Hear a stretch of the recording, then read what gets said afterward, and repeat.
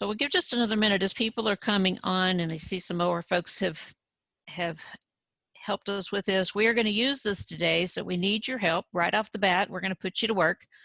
We would love for you to open up your chat and think about the advice you would give to new grant seekers. And you can start with this prompt. One of the most important things to consider in grant writing is add your wisdom to the chat, and we will be using this, so we could use any and everything you've got to share.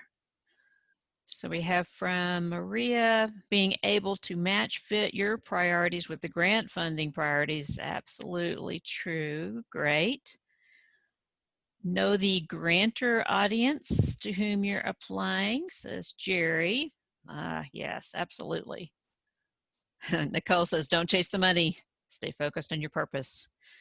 I don't know, John. I think they've written our material here. So good. It looks like it.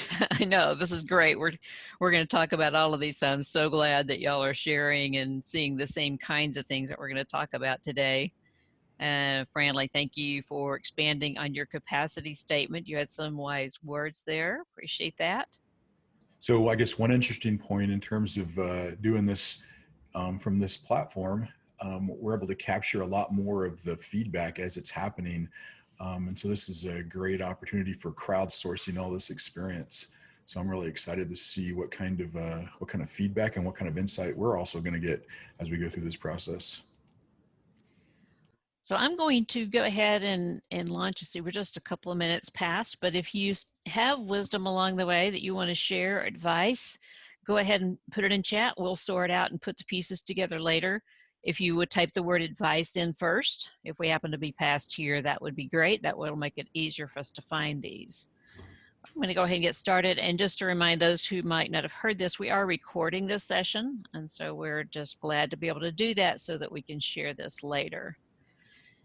So as we discussed, this is grant writing basics, but this is a train the trainer. So if you happen to be a brand new grant writer and you're coming in here today thinking that you're going to learn how to write a grant, you're probably going to be a bit challenged by this. So you may want to choose something else at the moment to do. So hopefully those of you who are with us are experienced grant writers, and you are ones who work with others to write grants. And that's where we're aiming today. I am Rachel Welborn. I'm the Assistant Director of the Southern Rural Development Center. We are one of 4 regional rural development centers that work within the land grant system on all things around rural development. So grant writing is a big part of that. Also, of course, true for urban areas. And I'm joined by Dr. John Mann, who's Assistant Professor of Agricultural, Food, and Resource Economics Department at Michigan State University. So we appreciate all of you joining us. And I want to tell you a little bit about the way this workshop is going to go. We'll talk about your role. You're going to see in several of our slides this little icon over here that looks like tools. We are building a toolkit that can be used for you as you go out and start working with groups and helping them to build their skills. So when you see this icon, hopefully we will remember to point it out. That means that there is a tool over on the resource page. We'll give you that resource page before we end. And also your role today and tomorrow as we walk through this is you will be co-creators with us. So for instance, the tips that you have put over here right now, we're going to pull over into a tips for new grant writers page. And you have just helped us create that. There are going to be some other places along the way that we are going to invite you to share content, share your knowledge and wisdom that will also help us to build out this toolkit. So we'll talk about those along the way. So if you thought you were going to just sit back and and listen for a while, we have a surprise for you. I hope that you are ready to engage and be part of this workshop with us. So in order to do that, we're going to get started right here. We're going to start with a quick breakout. Only going to take a couple of minutes for this. You're going to be in a group of about 4 or 5. And what I'd like you to do real quickly is just introduce yourself, because you're going to be in this group for a bit today. So get to know your teammates. tell your name, your agency where you're working, and then I want you as a team to add up the total number of years that you have been writing grants. So each one of you come up with your number and then add it together. When you come back here in just a minute, we want you to put that team number in the chat so we can look at how many total years of experience we have in the group. So with that, I'm going to ask Catherine to open up the breakout. She will have about 3 minutes to do this, so this is not going to be a long conversation. Just a quick introduce yourself, add up your team's number, and come back in and somebody populate the number into chat. So let's go. So all right, we already got Megan's responded, first one in for her team. Put in the total number of years that your team's grant writing experience. So do that real quickly into chat. All right, we got a 20, we got a 40, 45. So that's over 100 years with just 3 groups. I think there was one more group. 33. All right, so we have 150-ish years, if I throw mine in there, 150 years of experience on this call. So we have lots to share today. So let's get started. Let me tell you a little bit about the session overview here. We're going to talk a bit today about planning before you begin, finding potential grants, selecting a proposal, and then these next 2 pieces, the writing a proposal and succeeding as a coach, those will be the conversations that we have tomorrow. But that gives you just a real broad overview of where we're headed. So we're going to start with the before you begin, and I appreciate that several of you put this kind of information in chat. And that is really starting with something that matters to you. Make sure that it's very important. You know, is this really something that you believe is important? It fits your mission. It has strong community support, and it fills a significant need. I know that I have seen many times where people go after something and they just get kind of caught up, especially new grant writers get caught up in just looking for money without really giving this some thought. So just having that very important focus about thinking about where you're headed before you even start looking for a grant. Now, as I mentioned too, I'll just throw this back in here. This is a train the trainer, so we assume that there's a lot of the stuff that is going to be common knowledge to you. We have prepared this material though so that you can use this once today is over, today and tomorrow. So some of the things we're going to go through pretty quickly because we recognize with your experience, this is not new knowledge.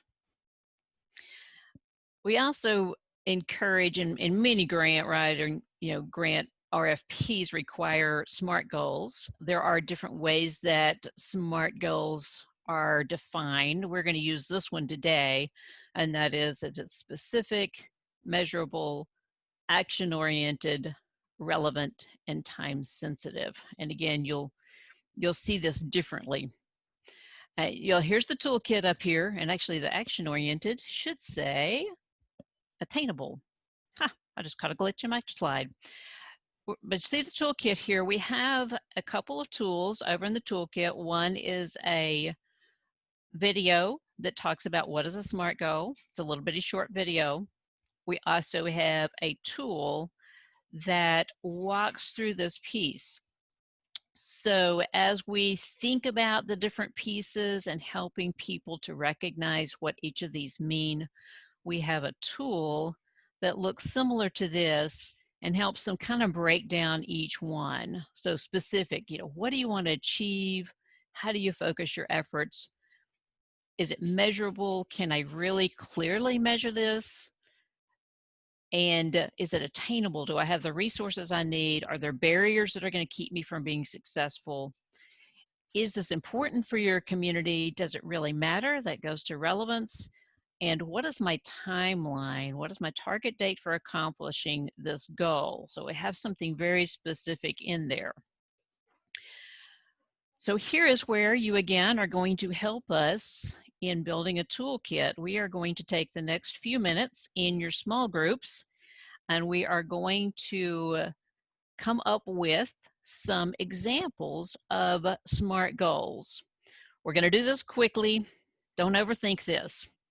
So here's what I want you to do. Here's an idea bank. You may choose anything you want, but here's some ideas. You can look at that right quickly. When you get in your small group, whoever's first name starts the alphabet or is closest to the start of the alphabet gets to choose the topic. That just saves you a whole lot of time of trying to figure it out. So if your name is Adam, you might be the person that gets to choose. If your name is Zeke, it's probably not going to be you. All right, so y'all got that?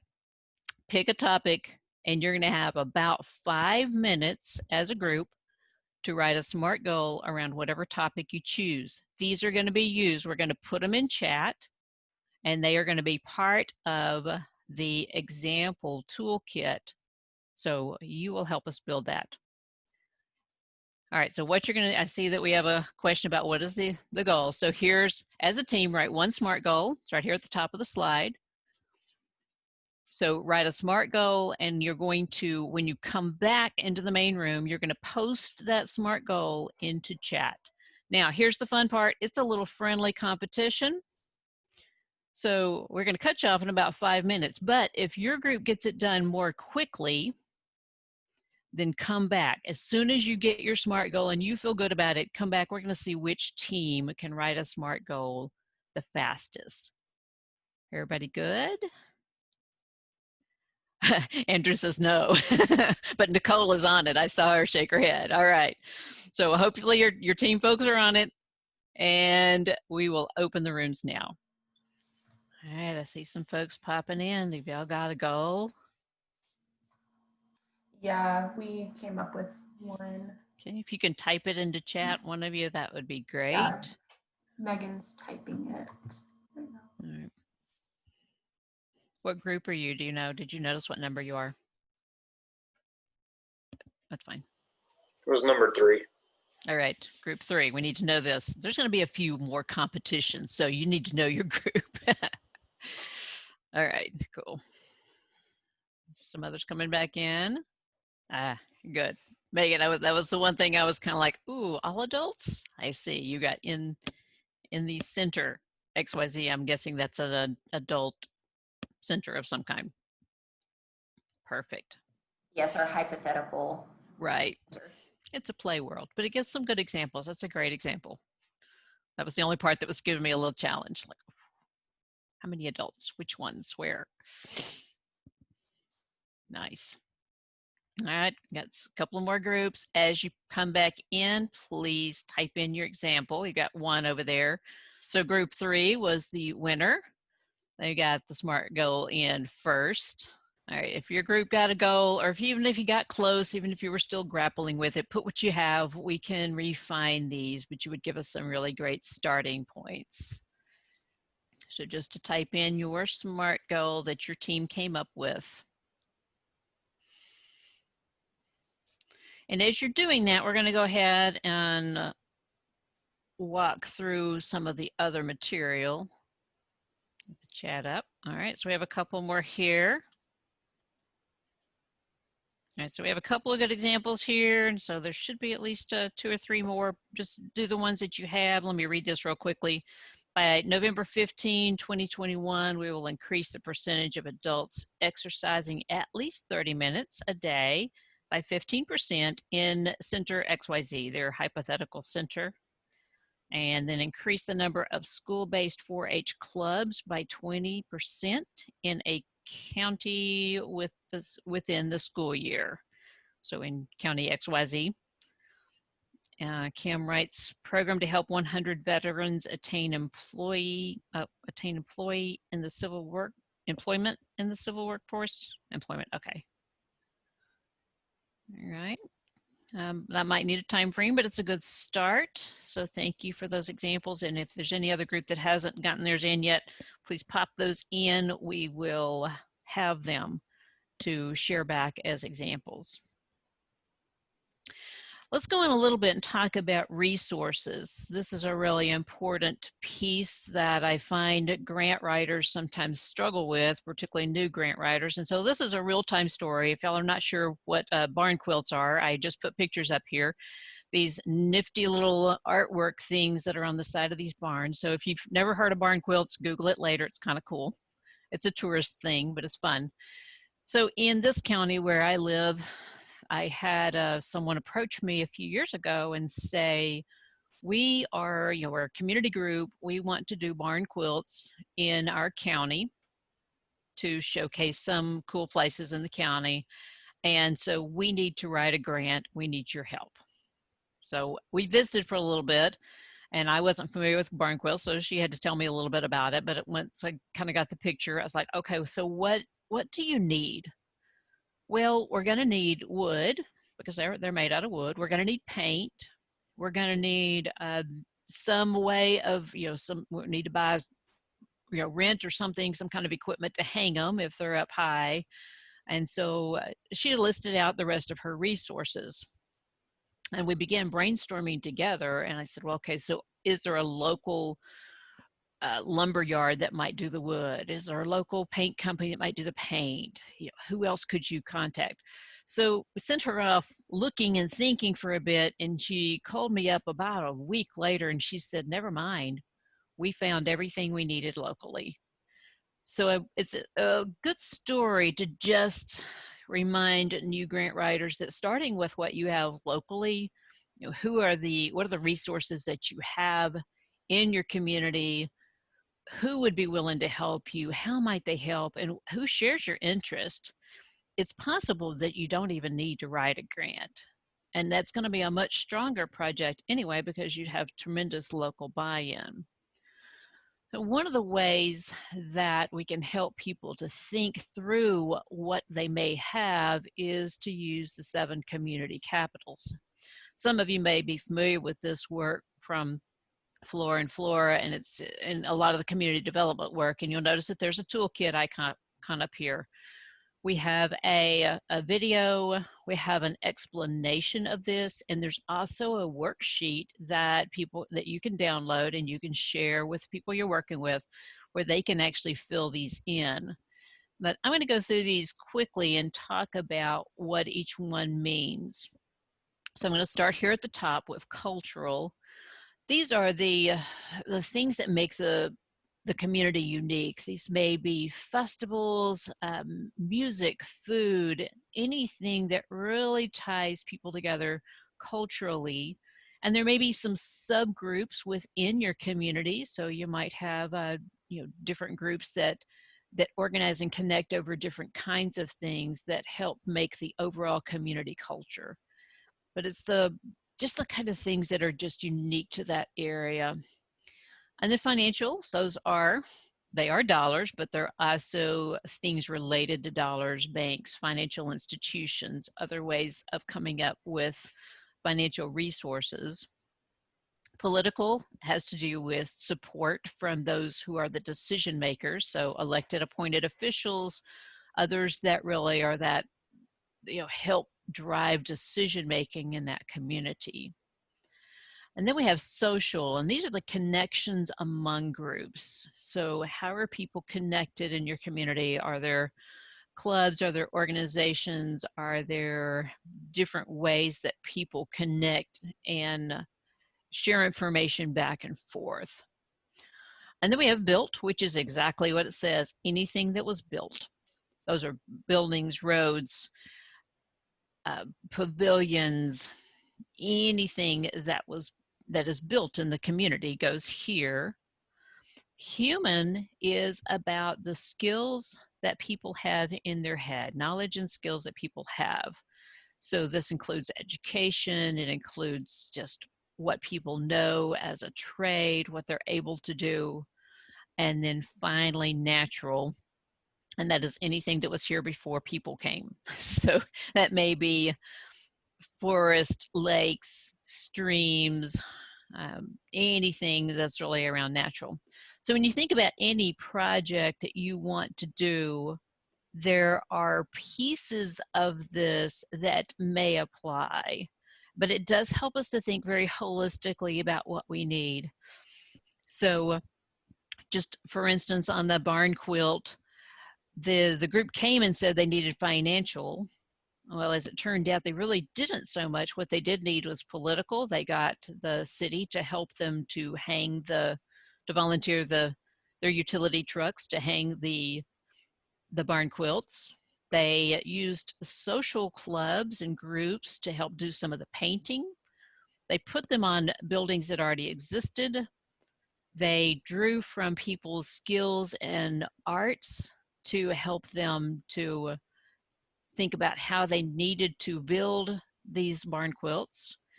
They didn't use the natural as much in this particular instance, but they went to the quilting clubs and they had asked them to help them with the designs that were native, the quilt designs that were native to that area. And so they used almost all of these in doing a very simple project.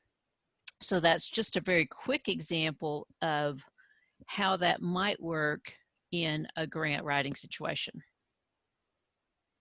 So once you've done this, you've really done this assessment of what you have in hand, then the next thing that's very important is think about the relationships with key partners. So as we go through all of these, you may realize, ooh, well, if we had connections with the quilting club, for instance, we could get their help. But currently we haven't talked to them. So that's where you start thinking about, okay, who are the partners that we need to be thinking about and meeting with so that we can do this project? And a lot of times, you see that many RFPs will require partnerships, but there's sometimes when it's an afterthought of, oh no, we have to have a partner quick. Who can we get a letter of support from? Oh no, let's go scramble and pull some together. And there's a better way of going at partnerships. So you see there's an icon up here. We do have a video about talking about partnerships and how to build those. There's also a worksheet there that has you think very clearly about what you need from that person and how they can also, so what you need, how will it benefit you, but how it also will benefit them. And this last piece, not in name only. So those letters that somebody wrote and just signed and that really is just a checking the box. Those are not true partnerships. So encourage people to take the time to develop those key partnerships before they even begin to write. And then finally, once the community's gone through really thinking about the capitals, thinking about their partners, and they've explored those options locally, where grant writing happens is in the space of what is missing. So if you think about that, we're going to go back for just a minute to this. And if you're not familiar with the 7 community capitals, you might want to get a piece of paper out real quickly and jot these down. Just real quickly, write down these 7 words as prompts. So I'll give you a minute to do that. And then we're going to do a breakout again. I'm going to tell you about that. So as you're jotting those down, what I would like you to do, we're only going to take about 5 minutes on this, is take a goal that you've already written.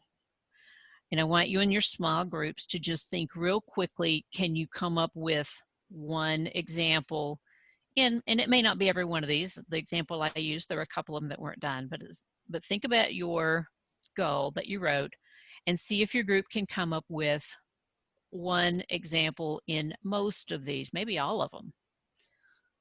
So if you got them jotted down, what is one example of a resource you might need for your goal that you wrote together as a team? And we will open up the breakouts and give you about 5 minutes to think through that. If you had somebody that was a note taker in your group and you can just real quickly type that in, give us the one word that goes with your goal, or maybe it's the same person so we can match your goal up with your asset. That'd be great. So we should have maybe 4 people that could real quickly type in the assets that you found, and that will help us also continue to build out the toolkit. All right, y'all been working hard. Thank you. We're going to swap now and begin thinking about how we find potential grants. So there's a lot there, and again, we'll be looking to ways for you to help us with this, but I'm going to turn over to John, and we'll talk a little bit about how you can help guide people to finding the resources that they need. Great. Well, thanks, Rachel. Just as a technical note, I know I'm set up as a co-host, but will you control the slides for me? Yeah. Okay. Yep. All right, cool. Okay, well, so the very first thing I want to do is, because we've got this great crowd here, and I keep learning more and more about crowdsourcing information, and you've got knowledge in communities and such. How do you bring that together? We've got a great group here. And so what we'd like to start off with is, in the chat box, have you guys identify your number one go-to source for actually finding grants. So we're going to talk a little bit about grants.gov specifically, and take a look at that. But the places I'm most interested in thinking about from you guys, or hearing about from you guys, are some of the other things that are not grants.gov. For example,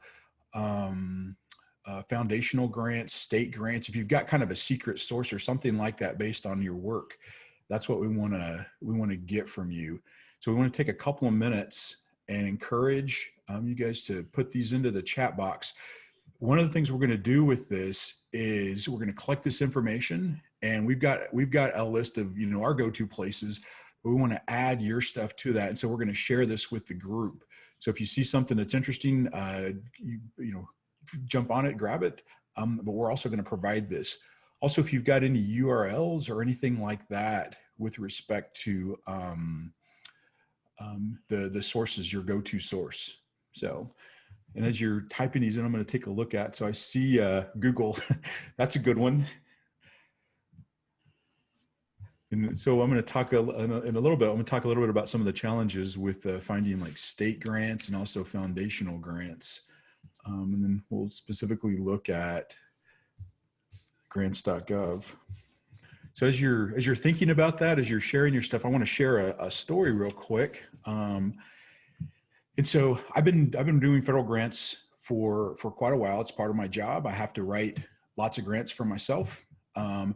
And I do extension work in helping small businesses also write grants, and specifically in the Small Business Innovation Research Program.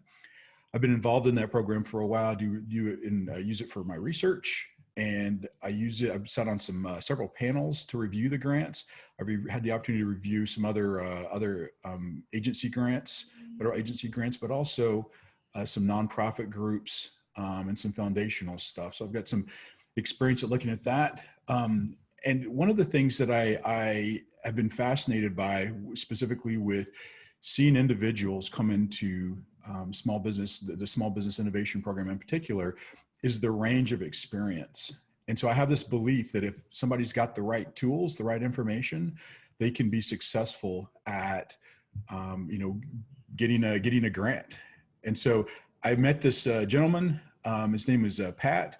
In 2016 at a trade show. He'd never heard of the SBIR program. That's the Small Business Innovation Research Program.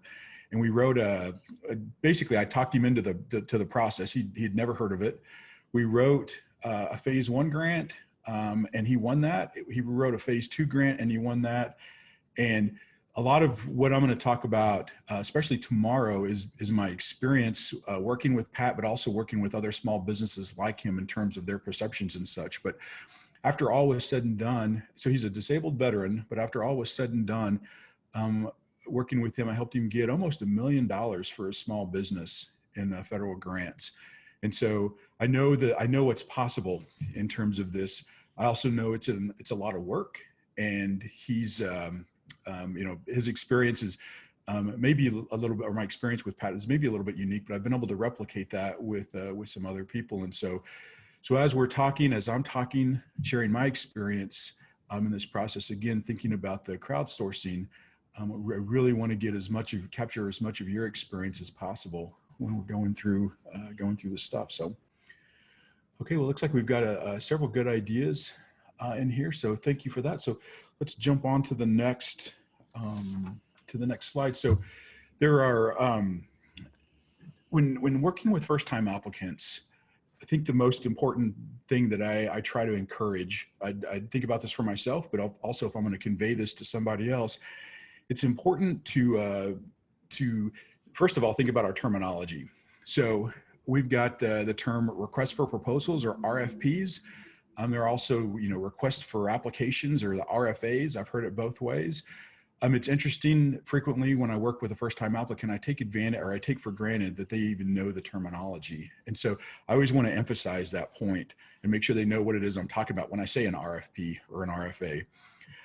So then the next piece is to take a step back and try to think about the applicant and the big picture. And in doing that, the first step is to try and get the applicant to think about, what is their overarching goal? What is it that they're actually trying to accomplish in the process? And so Rachel touched on this a little bit, but for me, it's more of a connection for me, so I can think about all the resources that I have and what may be missing. So I asked them, what is your overarching goal with the project? And one of the experiences that I have, and maybe you guys have got this too, and I think, we've talked about this, or somebody mentioned this in the chat box, but they frequently may get fixated on the money a little bit and lose sight of the broader project. Another important piece is that, whatever it is that they're proposing, when we go and find a proposal, so I guess there's kind of two ways to think about this. Either A, they come to you and they've got an actual proposal that they want to pursue, or the other option is that they've got an idea that they want to develop. And so then they need some direction. And so we'll talk about that a little bit, and I'll share about that a little bit.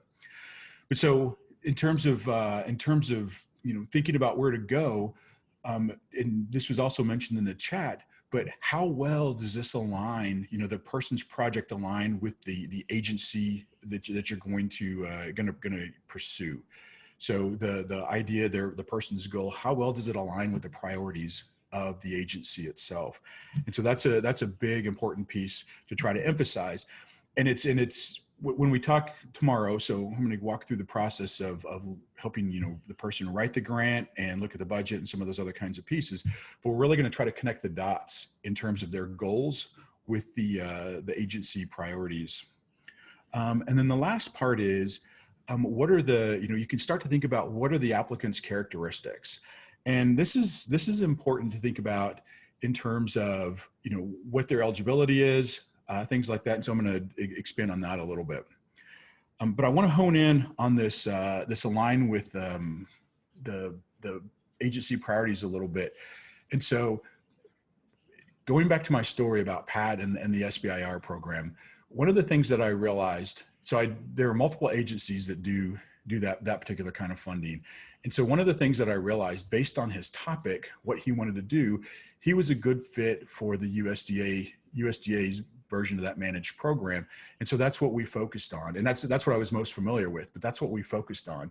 And so in doing that, we really looked also at the agency priorities, and we wove those into the writing. And so that was a very important piece. So Rich, you want to go to the next slide? All right, so coming back to this idea of the applicant and thinking about their characteristics. So when you think about working with a first-time applicant, and so that's also what I'm thinking about in this regard is my experience with Pat and some other small businesses who had never applied for a federal grant before. And so when you're working with the first-time applicant, there are several things to think about. And one is you consider their motivation. For example, how serious are they going to take this process? And as you do that, you can start to think about some of the other criteria, and we'll take a look at these criteria within the grants.gov. But so thinking about their eligibility. So are they going to pursue as an individual, or do they need to, for example, start a business? Or are they coming to you? Is this a nonprofit organization that's coming to you? And so you've got to think about, when you're thinking about sources of funding, you've got to think about the person's eligibility and what they actually are qualified for. Then the award size. It's interesting because when I think about the grant award size, I think about, some of the experiences I've had where the money wasn't enough. And so, well, it's only $10,000. Is that, and then suddenly the person loses the motivation for doing the grant. So it's like, how serious are you about this project in the first place? And so that kind of goes back to that first piece. But in thinking about award size, sometimes we can think about other ways of matching dollars. And so if they get one grant, is there something else that you can pair that to? And so in thinking about the experience I had with Pat, he was able to get the federal grants, but there were also some state matching dollars that he was actually not aware of, but we were able to go out and find those as well. And so sometimes, you've got some other places you can go to expand or increase the overall what they're able to achieve. And then of course the funding source, and that relates back to the agency priorities. And then we got to think about the time frame, and this kind of goes back to the person's motivation, but also my commitment to working with the person in the project. And so one of the things that I have tried to pitch in terms of at Michigan State, but also with some of my extension colleagues, is an idea that when you help an individual or a small business write a grant, there might be an opportunity for you to fill in some of those gaps for them, or for the university to do that. And so they might be thinking about, well, I just want to do, this part of it, or this is my time frame. And so, when you talk to them and you kind of think about the project more broadly, what are there some other options, basically? Are there some other ideas and such? And then the last piece that's important when you're working with a first-time applicant is to think about the required materials.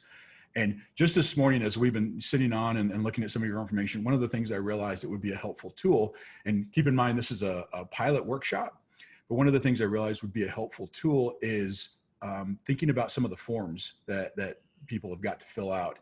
And I know there are some videos out there with grants.gov, but one of the funny things that frequently when I'm working with small businesses, they'll ask is, what is a COI? What is a conflict of interest? What does current and pending mean? And so you've got some of these forms and this information within these forms that are big question marks. And so I realize that's a tool, Rachel, that we can construct kind of going on the next round. So, okay, so the next slide.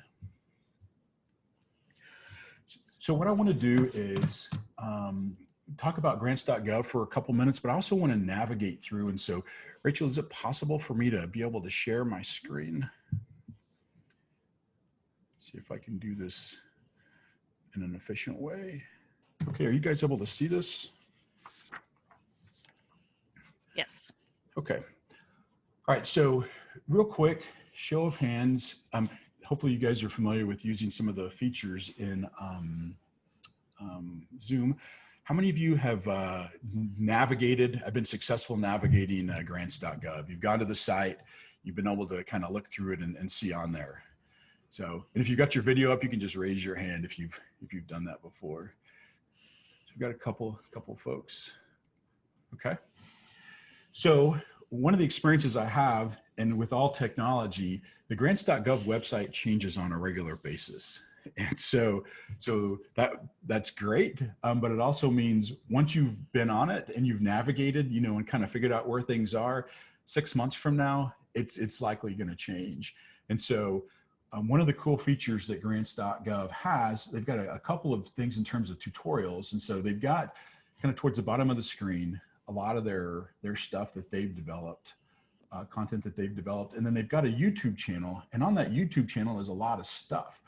However, as their videos get outdated, they've got to redo these. And so you have to kind of look at the dates on those videos. But the first thing, and so for me, going to grants.gov is not the first place I'm going to go when I'm searching for a particular grant, unless I know what that grant already is. Frequently, what I may do is go to a specific agent's website and search around. But as grants.gov has improved their tools, their search stuff has gotten a little bit easier. And so the first thing I want to highlight is, so we've got all this information up here on the menu, but when we go to really search for a grant, we're going to do this search grant stuff. One of the things that I would encourage, especially working with new time applicants, is go to the support section and have them just read about grants.gov, about what's there and what's not there. And so there's some good information about the history and the background, but it at least gives them an idea of, basically what they can find and what they can't find. So when we go to the search and you look on this page, for me, the first time I ever walked on to grants.gov and I did the search grants, I was overwhelmed right away. And so you look at the opportunity status and you can see all this stuff listed, and it's just like, how in the world am I going to find what I'm looking for? And so the first thing is, since we're talking about grants, we'll eliminate everything else. And so we look on and we see that, there are 1,782 grants that are listed based on our what's forecast. So the things that are going to be coming up versus those things that are posted. And then the next step is to think about the eligibility of the individual. And so for me, through Michigan State, I've got the benefit of being able to do this as an institution of higher education whenever I look for certain kinds of grants.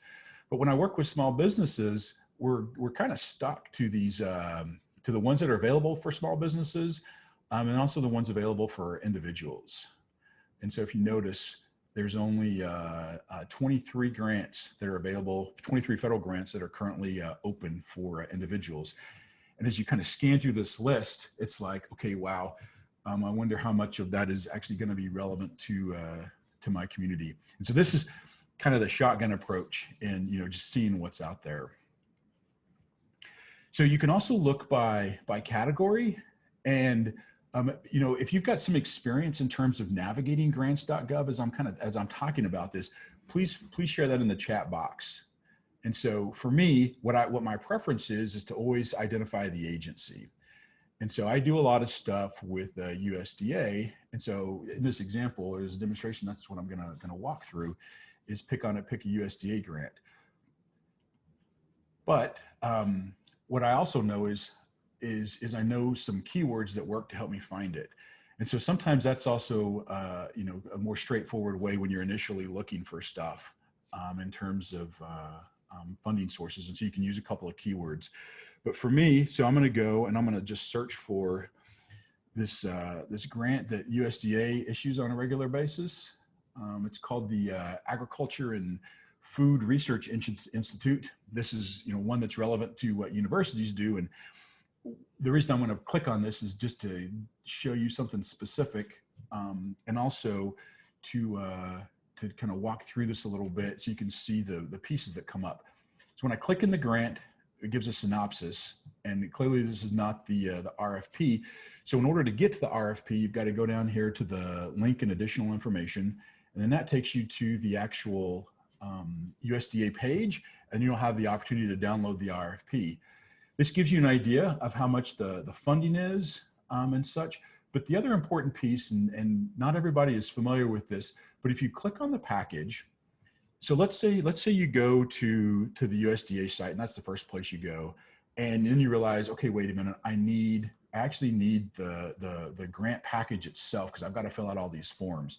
So if you go to grants.gov, you search for either for the opportunity number or you search for some keywords, and you're able to locate the grant. Click into package and hit preview.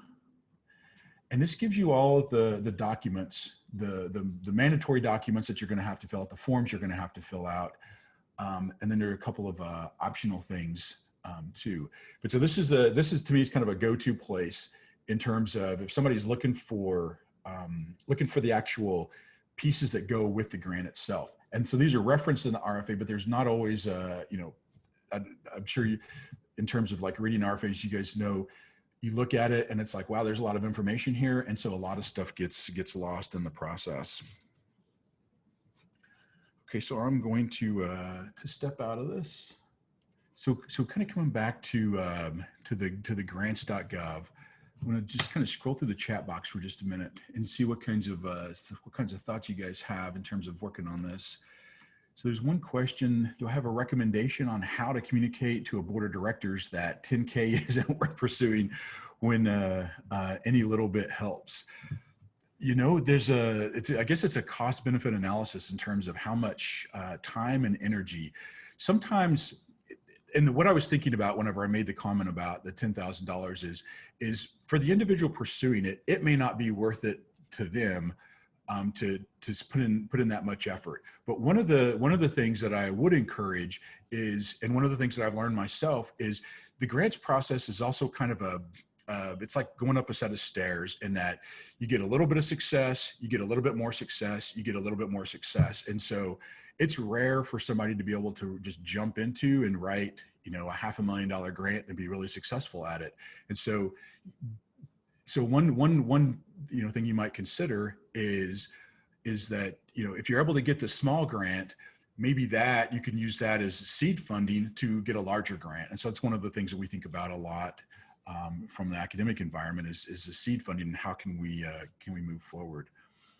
So, okay, so next slide. All right, so looking at state and local and foundational stuff. So grants.gov is cool because it's got all the federal agencies organized in a way. And so you've kind of got this go-to place. You're able to look and see what the expectations are and such, and think about, okay, hey, so this is where I know to go to look for federal grants. But what about other types of resources? The states, local grants, so local government grants, foundational grants, grants from the private sector and such. And so there's not as an organized system to be able to do this. And so, you know, the first thing you know, somebody mentioned doing a Google search. And so yeah, you can go and do a Google search. In my experience, one of the best pieces of advice I can give is to tap into your network.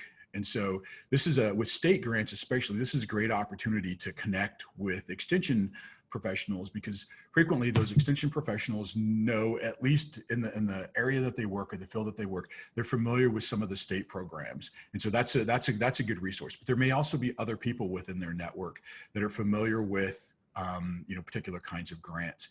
And so you know, Rachel has talked about the you know, looking at the assets, but also as from the individual, it's like, you know, who does that person know? What kind of experience, you know, does the person's network have in terms of grants, or reaching out in grants and such. So, okay, so next slide. So when thinking about state grants, so basically you need an expert that knows the state's website and is able to navigate through that website. And so this, again, you know, where I kind of go back to extension professionals in particular areas. But so Michigan, for example, I can go to the Michigan website, and the way they've got their different state grants organized is by the different agencies. And so the search process is pretty, it takes a while. It takes a lot of effort, it takes a lot of energy to, you know, to identify, okay, it's this agency, let me look at that. So the example I have up on the screen is with the Department of Agricultural and Rural Development at Michigan, in the state of Michigan. And so I can click into that because I know, you know, where that is, and I'm familiar with some of the grants there. But, you know, when I go and I'm working with somebody else that's looking for, you know, some kind of a different area, then I've got to go to one of my colleagues and say, hey, what do you know about, you know, the Department of Education type grants, or what about the, you know, grants that are going to be helpful for other kinds of small businesses, economic development, et cetera.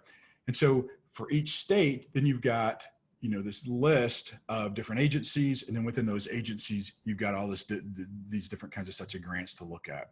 So again, in dealing with state grants, and one of the suggestions that I've got is, you know, really tap into your network. So before we go to the next slide, a question for you guys in the audience: any practical experience at working on your states or looking at grants on your state's websites? Any kind of go-to, or any, you know, thoughts on that practical experience you have? Success stories, even if you've got one, in identifying a grant through a state, that would be helpful. So if you know, think about some stuff, if you identify some things, then please share that experience with us. Okay, Rachel, now we can jump to the next slide. Okay, so working with foundational grants, and as I'm talking, I'm going to ask you the same question again about, local government grants, but also foundational grants. If you've got any practical experience at working with foundations, in terms of getting grants, URL, or even, good experience, bad experience, what the experience was like, that would be helpful.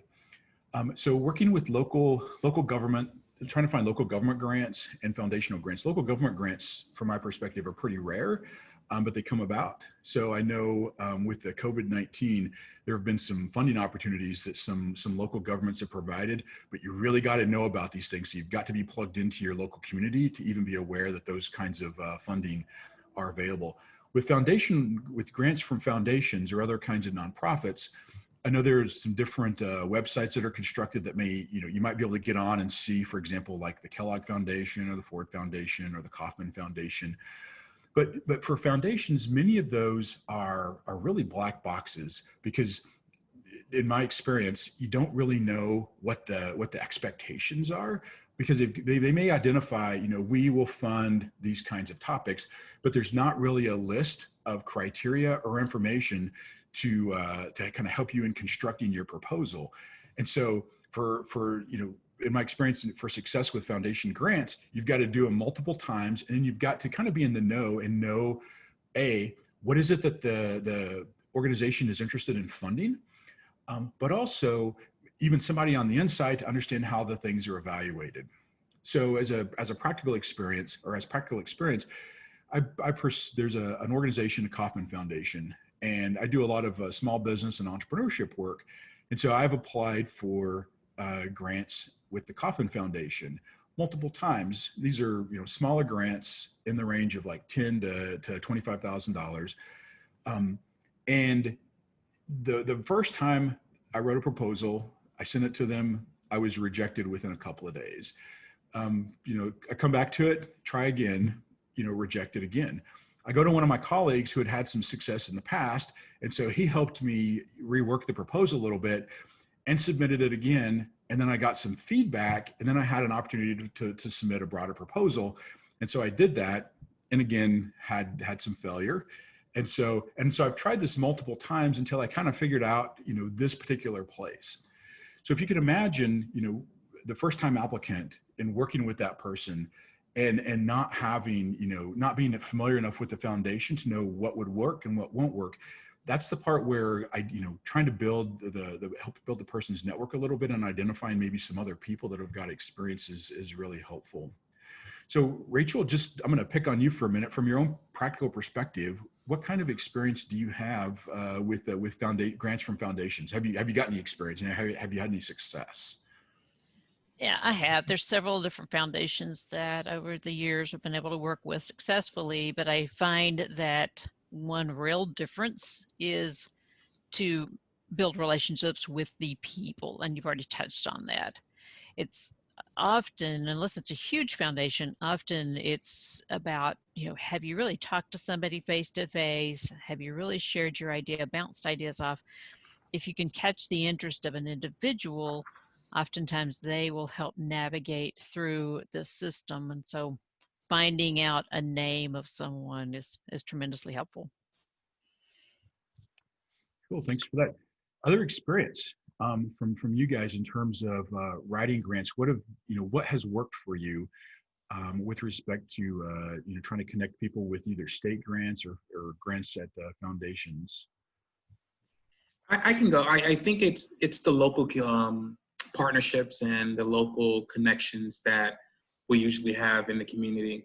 Because I know for here in South Florida, we have different community foundations that connect with the larger foundations nationally. And the connection goes from there to Tallahassee. And from there, there's a reciprocal where we can either partner, establish our own, grant writing mechanisms, or is trying to receive different individual funds. But it's just whole reciprocal in Florida, which is much easier than looking for individual grant for a particular program. Other thoughts, other feedback? I feel like we've kind of all on the same page in terms of, it really is about who your network is and who you know. But we want to go to the next slide. We're a little bit ahead of time here. So, based on what we shared with grants.gov, you can easily search on Google and find grants.gov and navigate through. But if there's another place that you'd like to search, what we want to do is we're going to take a break here in a couple of minutes. And what we want to do is we want to ask you to basically go out and find an RFP. If you've not ever explored grants.gov, go on, jump on that and see if you can find something that's interesting to you. If you have used grants.gov, maybe there's another source or another location you might you want to check out. You can find your site on your state's webpage or something like that. But we want to encourage you guys to go out and find an RFP for a topic that's relevant to you, that's relevant to your field, or even something that might be helpful to an applicant that either you've worked with in the past, or if you can imagine who your person that might come to you to actually write a grant would be. Rachel, you're muted. Yeah, my bad. Also, what we would like you to do, because this is, again, y'all are going to be helping us look at some tools. If you haven't done this already, then I'll put the link over here in chat in just a minute. We do want you to go to the landing page for the site. I'm going to share that with you right quickly. What we want you to do is go to the landing page where you found this meeting space. And if you have not already, you're going to open up, download, and print the Assessing a Proposal handout. So if you have not, let's see, there it is. All right, now I got it up. So if you're not there, so you're going to be on this page, and I'm going to put the URL in.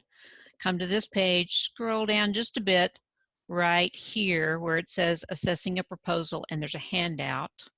And when you open that, then you're going to see something that looks like, oh, and it's not going to show that way. It's going to look like, oh, wrong one, like this. That's what happens when you pick up the wrong sheet too. Ah. It's got some boxes and it's got some text on it. Let me show what that looks like. It's easier to see there.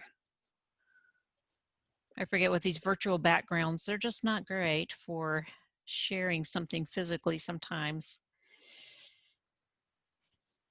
You are looking for this page, Assessing an Opportunity. If you haven't already gone over there, go over, find this page and print it. When we come back, we're going to let you try this with us. This is a brand new tool, so we want your feedback. We're going to use it in real time with the next section. So you got two assignments. One is to go hunt around, and if you're not sure where you want to go, there were some great suggestions over in the chat. You can scroll back and find those. Find a place where you can go look for a proposal that you've never looked before, or where you don't have a lot of experience and you want to just explore further. Go find an RFP and then print out that page. You don't have to fill it out during this time. We're going to do that together, but go find it, print it out, and bring it back with you. And we will be coming back to this space. You've got a little bit of time built in to do this. We'll be coming back to this space at 11 Central or 12 Eastern. And if you're in from a different time zone, I don't know that we have anybody. We did target this to the south.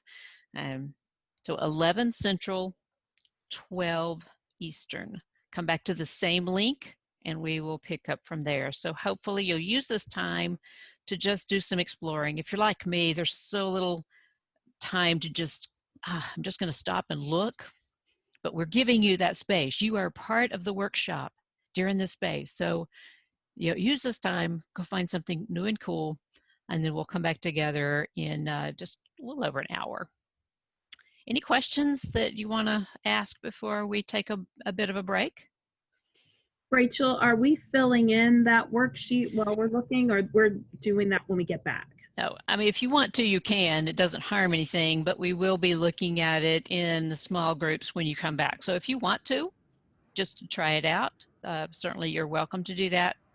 And then I would just encourage you to at least bring it back blank to the small groups that we'll be working in a bit. Okay. Other questions? I see that one person pointed over here. I don't think we've noticed that. In my experience, I rarely find one source that covers all fund needs. So that goes back to the question, John, that you answered earlier. You know, it's sometimes you have to go to different pieces to get your whole project put together. So good advice. All right.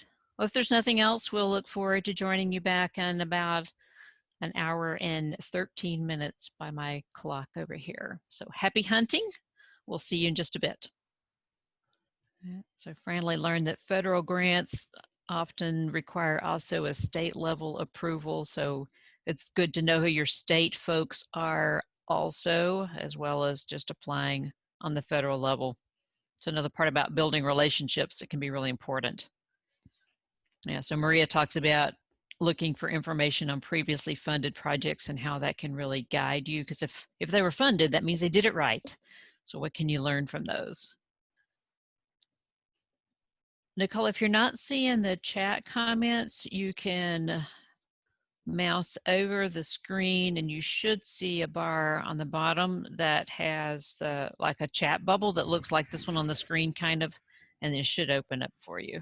I see lots of other folks have joined us again, so just let me bring your attention to the screen. If you had this chance to look around and do some exploring over the break, hopefully you all took advantage of that time. What did you discover that was new to you? And we're putting those in chat, so would love to see some other great thoughts. We've had several people already respond with some great ideas about things that they learned, insights that they gained. So if you haven't done that yet, please take a minute and do that. We are going to go ahead and get started though. I see that it is 11 o'clock, and Catherine, since I am showing this, I'll make sure that we are recording again. We are. Catch this piece. Thank you so much. All right, so here we go. We're going to talk a little more about selecting a proposal. And hopefully you had the handout beside you, so you have a preview of what we're going to talk about for the next little bit. But let's talk about this. All right, I want you to stop a minute. Look at this picture carefully. Take it in. You can find money related to this. Let me tell you a little more.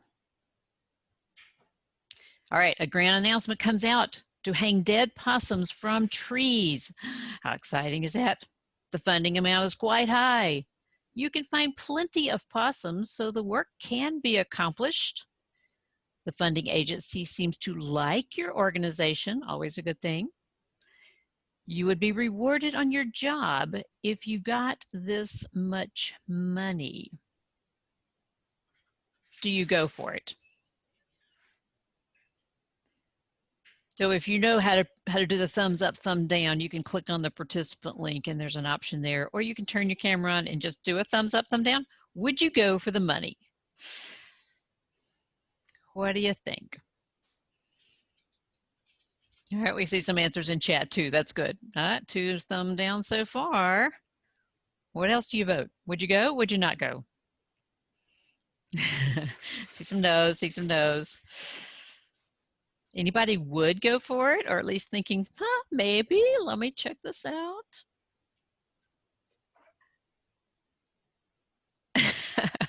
Christopher says, if I had hanging possums in my plan of work, I might.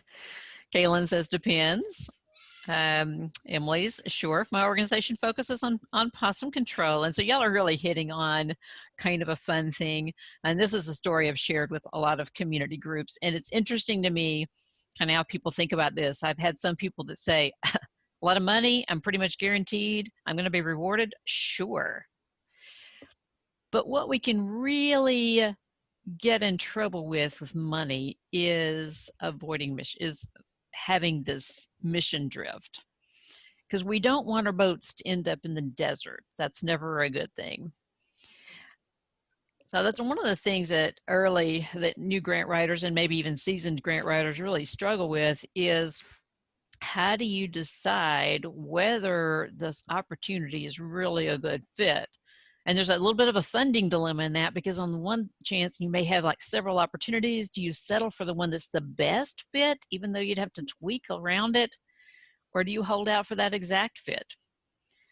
And I would say that there's not always a clear one-size-fits-all answer. If you're not going to have to tweak a lot, a best fit might be okay, but really being very thoughtful about whether this opportunity in front of me is going to take me off mission, or if it really is going to keep me on mission, on point. So we might want to make sure that whatever funding you get really helps you become sustainable, focused, and productive, so you stick with your plan. And if an RFP is going to take resources or time or energy away from your plan and what you need to accomplish, it's okay to pass it by. Hard sometimes because you think, oh, money. But if it's going to take you off mission, pass it by. So we've already had this stated earlier. One of the first pieces of information that you provide to new grant writers is read it all. And it's a bunch. And I add with a highlighter because you want to mark things that are important, and not at bedtime. This is not your best bedtime reading. If you're like me, I would get through about maybe 1 or 2 pages and I'd be snoozing. So it's not really exciting reading, but you want to make sure you've read all of the guidelines. So the tool that you have in your hands, hopefully you got it all printed out, and some of you already mentioned that you used it during this time just as a practice, really goes through some of the things that you need to consider in whether or not you might get funded. And this isn't everything. We're going to touch them here quickly, and then we're going to go a little deeper on a few of them. So it's already been mentioned, I think John mentioned this, what are the priorities of the organization? Do they match mine? Who can apply? There are often limitations of who can and can't apply, and I have seen people go in and dig in and write and write and write and write, only to realize, oops, my organization's not even eligible. So can be a tremendous waste of time. And then there's sometimes that there's a specific geographic interest. So maybe a project can only be funded if it's in the South or in a particular state, or sometimes it may say rural versus urban, or the other way around. So making sure that whatever the geographic limitations are, that you match those up also. And these next two go hand in hand. How many projects will be funded and how much money is available per grant is really important. Sometimes you have to do a math project to get that, because sometimes they may not tell you.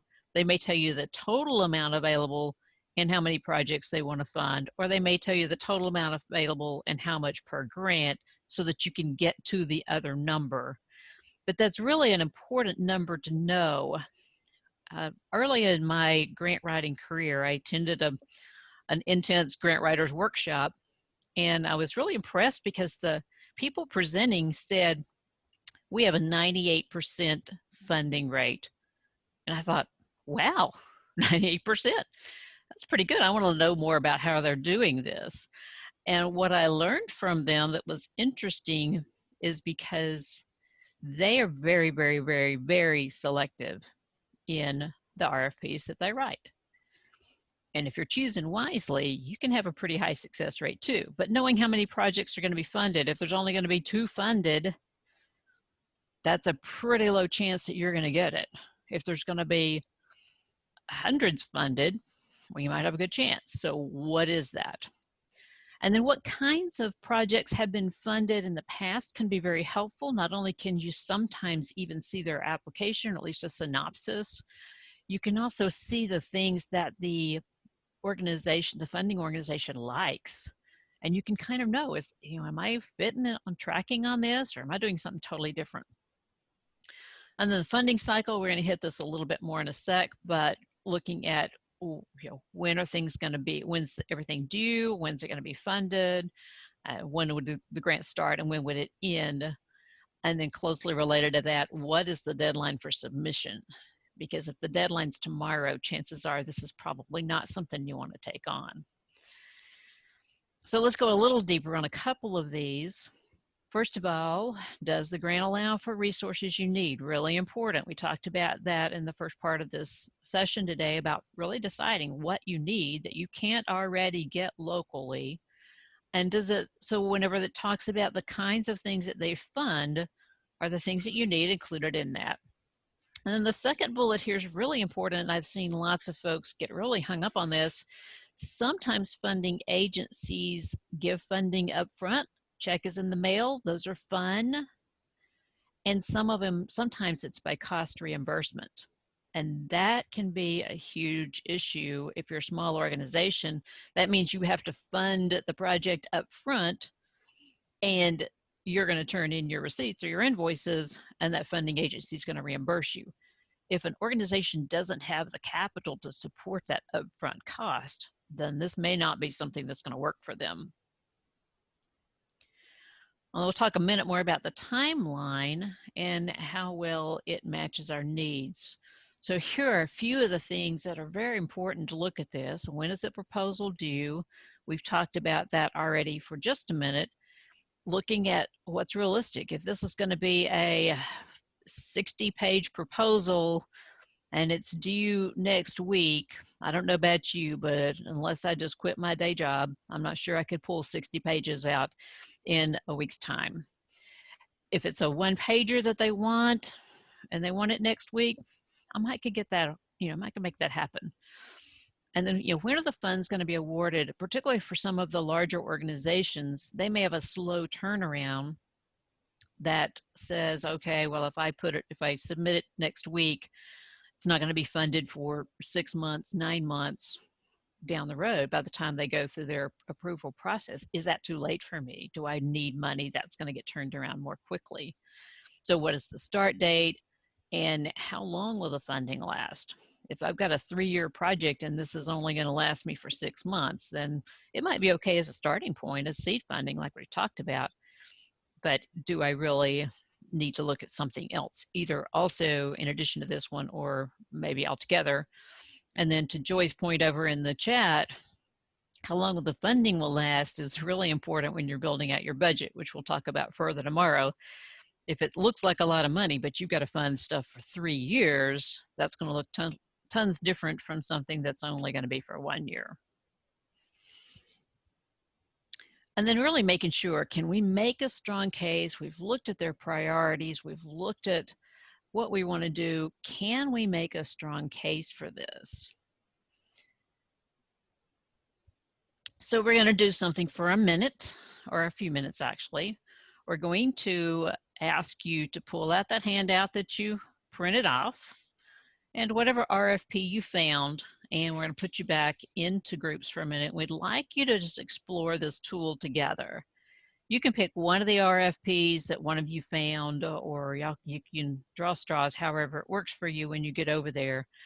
But we want you to pick one of the RFPs that you have in hand, whoever's got one that you like, and walk through this. See how long it takes you to find all of this information. If you did it over break, that's good, but I would also say maybe do a practice one that you're looking at from scratch so that the team is looking at it together. How long does it take you to go through and find the priorities? Who can apply? Is there a geographic interest? How many projects will be funded? How much money is available? What kinds of projects have been funded? What is the funding cycle, and what is the deadline? Now, here's the tricky part. Y'all wrote a goal a while ago, a SMART goal. So I want you to start with that. See if you found an RFP that matched that SMART goal that y'all developed as a team. If you didn't, it's all right. It's not a deal breaker. Just pick one of your other RFPs. But that would give you a starting point, because that gives you a little idea about the first question on there. All right, so does everybody understand? You're going to take that page, go over, and it is a friendly competition. So who can finish first? That's why it's kind of not fair if you filled it out over the break. We'd love for you to do one together as a team. When you get finished, just pop on back into the main group, and we'll explore these together when everyone comes back. So has everybody got it? Any questions before we go into breakouts? All right, we're going to give you about 10 minutes, but as I said, as you finish the tool, go ahead and pop back into the main room. If we see that all the groups are coming back, we will end earlier. But right now we'll plan on about 10 minutes to do this. All right, Catherine, if you would open the groups for us. All right, do we have everybody back? Yeah, in all fairness, the RFP that we looked at was extremely straightforward. One of the most straightforward I've ever seen. Was it a foundation, federal, or state? Or none of the above? Foundation. Yeah. Foundation ones tend to be a little more direct than some of the state and federal funding. That is a very general statement that there are plenty of exceptions.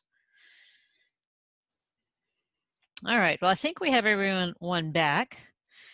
So I would be interested, we have a relatively small group we can open mics or you can put into chat. What was your experience like trying out this tool? Is there anything in particular that you liked about it or anything that was particularly challenging for you with what you were looking at? This is Lori Jugan. I found that it really helped identify the sore spots for you. In our particular instance, for example, the deadline submission, the fact that there was only one award going to be given, the fact that that was only a planning award, not implementation. So all of those sore areas that you really had to look at in order to decide if you were even going to submit. Yeah, and the planning versus implementation, that's a whole nother piece. So thanks for bringing that out. And I see a couple of comments in the chat. Kim says it's helpful to not get lost in the excitement of possibilities. A little bit of a reality check. And Emily, I'm sorry, go ahead. No, I'm sorry to interrupt. I thought that the tool or the PDF itself would be, these are kind of things that I've thought about when I've gone and looked for grants or read an RFP or an RFA. But I think if I were working in a community and working with a group that maybe doesn't have as much experience with grant writing, this would be excellent for if they said, hey, look at this grant, can't we just write a grant for this? And then this really nicely outlines just those fundamental questions that we need to ask about the grant. And so I've thought about this, but I've never like written it out, I guess, you know, so I think that's really helpful. Is there anything you can think of that is maybe missing that really ought to be included? Obviously, we're not going to go through every single nuance of a proposal, but is there anything else you're just, ooh, I really would also want to think about? Or do you feel like this covers those basic questions? You know, one thing that could be added is who else do you need to collaborate with? Because I know that's often, you know, who else needs to be involved. That kind of gets on the grant we were looking at specifically. It's like, okay, well, I need to work with this agency and this agency to really accomplish this. Who are our contacts? How do we work with those agencies? So I think that could be another thing to consider when you're looking at grants. And sometimes there are required partnerships. And so, yeah, that's a great point to pay attention to that. Good question to add. So ultimately, whenever we think about this, we're looking at this kind of a question. You know, is writing this really worth the investment of my time, energy, and maybe resources compared to the likelihood of getting funded? And it doesn't take a long time to think through this question, but it certainly is one for us all to consider anytime that we are exploring a request for proposals. And then another thing I think sometimes is overlooked is not just do we have the capacity to write, which is a very important question, but do we also have the capacity to manage? So if we get this thing, we get funded, do we have the capacity to manage the funding, to manage the project, And this is where I have seen some really great ideas that got funded fall apart. We're not going to go deeply there, but it is a good question to consider before you start writing. You know, what if I get funded? Do I really have capacity for doing this?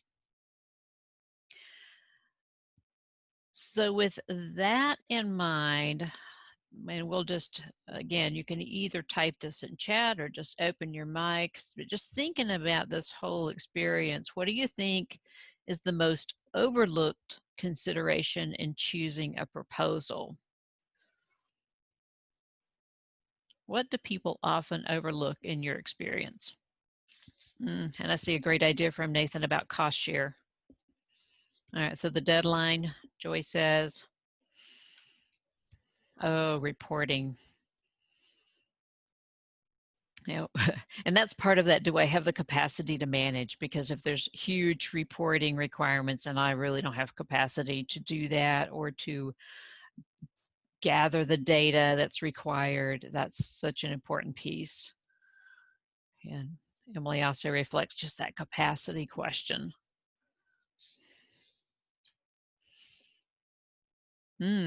Institutional requirements for submitting. If we are particularly sitting on a university campus, that generally for me means that my deadline is at least a couple of weeks before the requirement from the funder, at least a couple of weeks. So knowing what those are, if you have institutional requirements, is really important. What else came out from your discussion or just from your own experience about what are those big questions that people need to consider when they're choosing a grant? I appreciated that comment about cost share. You know, there's some grants that require cost share or matching, and you might need to know that up front. Is that a real dollars or can it be in kind, and thinking through that. And the time management. So I'm going to stop sharing for a minute so that I get a chance to look at you all, and those of you who have your pictures up. We are nearing the end of this first session, and I think everyone is probably aware, hopefully you are aware, that we are planning to do part 2 tomorrow. Our thinking on this was really to give you some time to reflect on what we've talked about today, give you time to check your email, because if we'd gone all day today, we realized it would probably have lost some of you because there's too many emails that come in. It's distracting. So to give you a break in the content.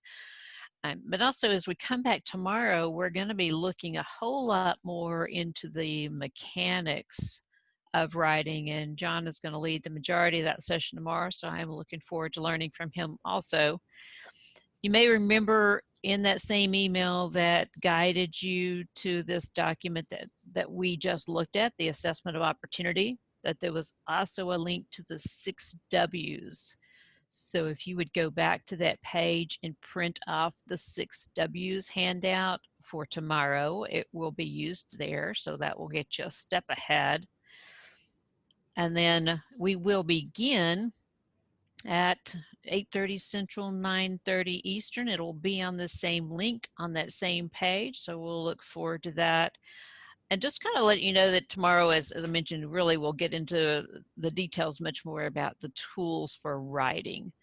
But I really wanted to just reflect again at the very beginning of this session. If you scrolled all the way back to the chat to the beginning of it, you would see that most of what you said whenever you were reflecting on what's the best advice you could give new grant writers was about what we've been talking about today.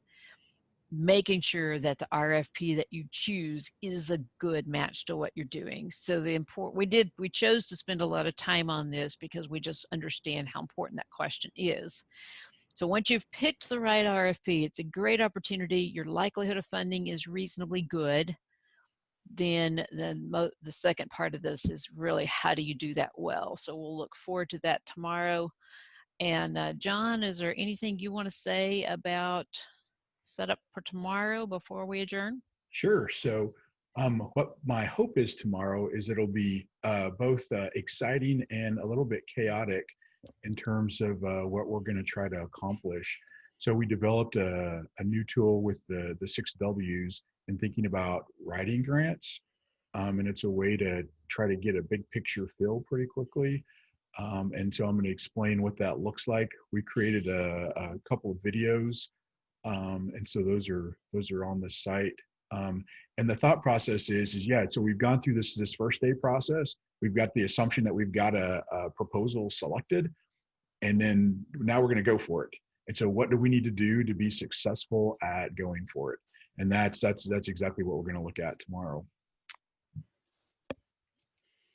And you've got this in an email, but I'm also going to just drop it into chat again, the landing page for this information. You'll see some of the tools we've already talked about. Now we'll give you a little context for what they are. So if you have some time this afternoon, it may be a great opportunity for you just to go over and look at some of the videos, look at some of the handouts while it's fresh on your mind, how they fit together. We've got them divided out by what went with today, and also with what goes through tomorrow. So even previewing some of the tools and the videos that we have up on the site for tomorrow might help you be able to come into the space really well prepared to engage with John and learn from all of the great things he has ready for us. So real quick, that's a good point. I want to just build on that. So that's one of the hopes for tomorrow too, is for you to kind of come in and be able to share your experience through some of these pieces, whether it's working with an applicant or you yourself as an applicant in writing the grants. And so the more shared experience we can generate from you, the better it is for us and the group. So any other thoughts, reflections from today's session? I welcome you to put it in chat or open your mic. We're a smaller group, made it to the end here, so feel free to just open your mic if you'd like to ask a question or have a reflection. No, I think I totally enjoyed, I think, the different perspectives from my other colleagues who are grant writers. We were able to kind of merge our ideas. So we all had different backgrounds. So we were able to sum it up to come up with our SMART plan. So that was interesting. So. Well, I appreciate participation from everybody in the small groups. We knew that there was going to be as much or more wisdom coming into the room than we were going to bring into it. So I appreciate all of you being willing to join in those groups and help us to really build out some tools and some ideas together. So thank you for that. Well, we look forward to seeing you all tomorrow. So hopefully you have time to go grab lunch and reflect and rest a little bit maybe before you start your afternoon. And then we'll look forward to seeing you again in the morning at 8:30 Central, 9:30 Eastern. We'll pick up and we will get to all of the great business of writing a proposal. So we'll look forward to seeing you tomorrow.